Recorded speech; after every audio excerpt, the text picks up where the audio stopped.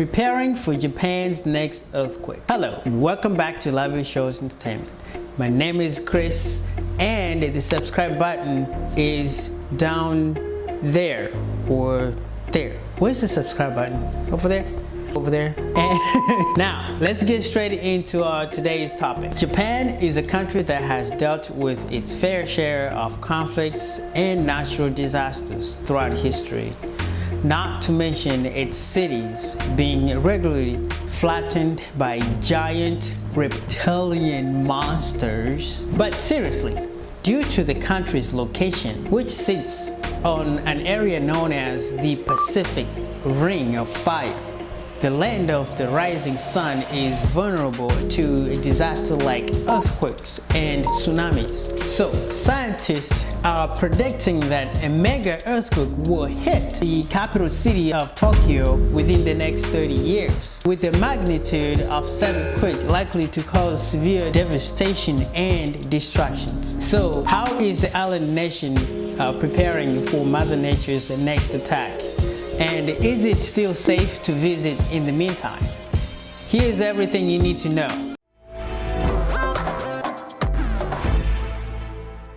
The country of Japan straddles the intersection of 4 tectonic plates, which, if you remember your high school geography, means it is right where earthquake occur when the earth cracks to decide it has an itch it needs to scratch. The last significant earthquake to hit Tokyo was in 1923, where a powerful quake shook the city for 10 minutes and triggered a 12-meter high tsunami, killing 140,000 people. Researchers claim it is a matter of when, not if, another big one will strike before 2050. Current estimates say it is at least 70% likely to happen. Of course, the earthquake and tsunami that led to a nuclear meltdown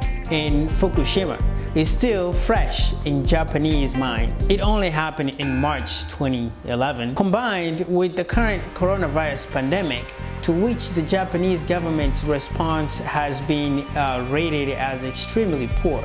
But its citizens, the Japanese people, have every right to be concerned. So let's take a look at some of the trends, indicators, or signs of mega earthquakes. Recently, earthquakes have been increasing each year since 2017. According to the data from the Japanese Meteorological Agency, between May and June, they had the average of 55 earthquakes in 2017, 70 earthquakes in 2018 and 2019. And this year, they had 78 earthquakes that have been reported. So, what about next year? In January 2020, a giant fish, or what they call it, giant hair tail, which was 12 feet long from the deep sea.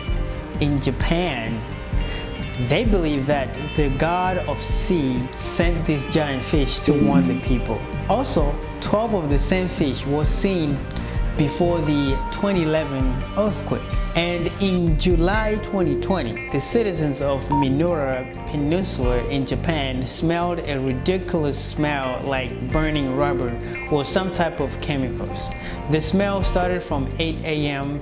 to 3 p.m. You know what? It is common knowledge in geology that you will smell something before earthquake. The good news is Japan is much better prepared to handle an earthquake than a pandemic.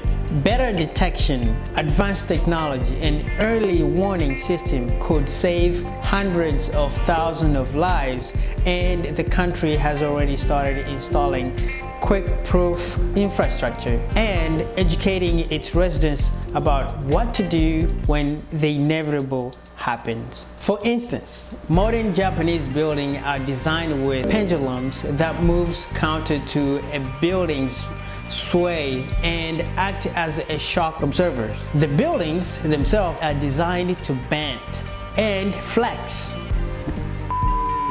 in response to an earthquake. Every day, loudspeakers dotted throughout the city are tested in the event of an earthquake, and citizens receive loud, vibrating alerts on their mobile phones if an earthquake or tsunami is inbound. There is even a fully fledged plan called the Tokyo Inland Earthquake Operation Plan that predicts all manner of details like how many people will be riding on a train, how many homes will collapse or be damaged by fire, as well as detailed plans to limit the number of casualties and the extent of chaos. There is way too much information to include in this video, but you can check it out for yourself. A link in the description below.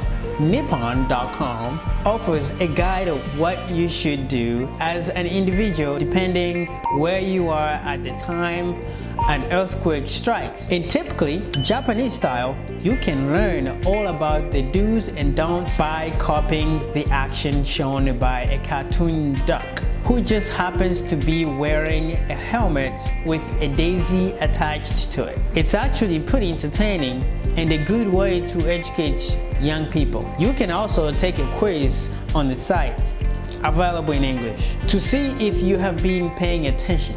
Again, if you want to see whether you will survive or not, follow the link to the test that I've put in this video description. Many Japanese homes now have earthquake survival kit stashed away somewhere, which can be brought from most drugstore or lifestyle stores. It's basically a super first aid kit with medical supplies, food and water, a torch, and everything you might need in a crisis.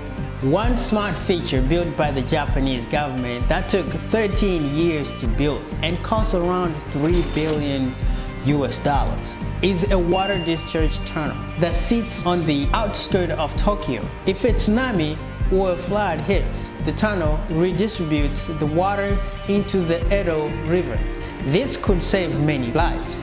Nobody can predict exactly what will happen or when, but Japan is bracing itself for yet another natural disaster, the likes of which are now being depicted in anime shows Japan Sinks 2020, which is currently available to watch on Netflix.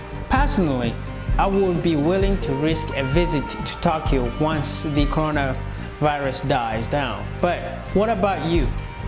Are you concerned about this news? And does it put you off the idea of traveling to Japan? Or does it make you want to visit before all hell breaks loose? Let me know your thoughts in the comments section. If you like this video, then like it. If we clicked, then click subscribe. Make sure you turn on notifications to stay up to date and share this video with your friends and let them know what's up. As always, thanks for watching, stay safe, and I will see you again next time.